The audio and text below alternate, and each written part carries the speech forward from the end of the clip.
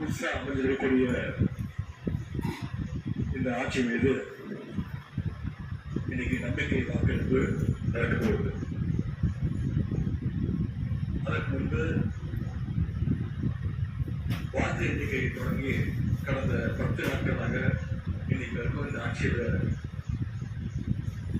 ஒவ்வொரு நாளும் என்னென்ன நடந்திருக்குங்கிறத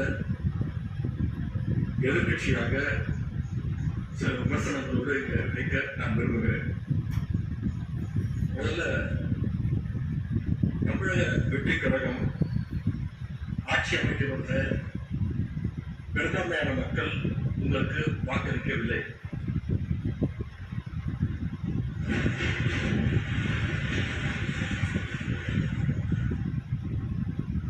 நடந்து முடிந்த சட்டமன்ற தேர்தலில் பதிவான வாக்குகள் சுமார் 4,93,25,000 வாக்காளர்கள் வாக்களிச்சிருக்கிறார்.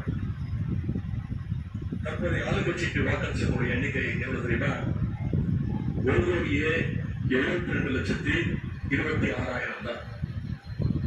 மீதம் இருக்கக்கூடிய சுமார் 3,21,00,000 பேரும் நம்பிக்கை கொள்கின்ற இந்த கட்சிக்கு உங்க கட்சிக்கு எதிராக வாக்களிச்சிருக்கிறாங்க என்பதை நீங்க புரிஞ்சுக்கணும்.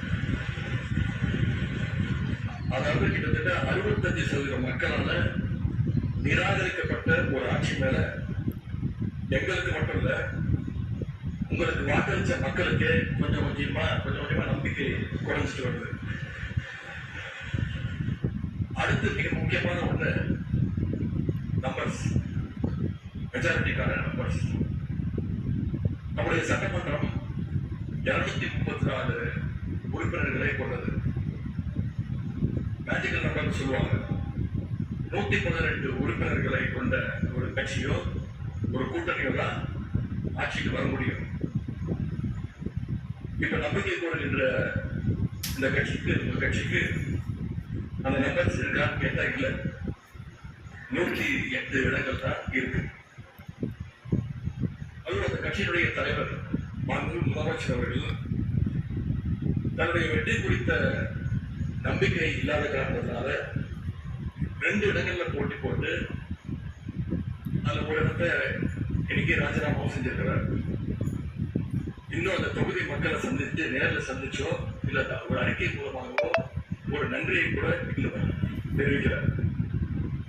அது மட்டும் இல்ல, நேற்று உயர்நீதிமன்றம் வச்ச தீர்ப்புல ஆளுங்கட்சியை சேர்ந்த திருப்பத்தூர் சட்டமன்ற தொகுதியுடைய மாண்புமிகு உறுப்பினர் வாக்கெடுப்புல கலந்து கொள்ளக்கூடாது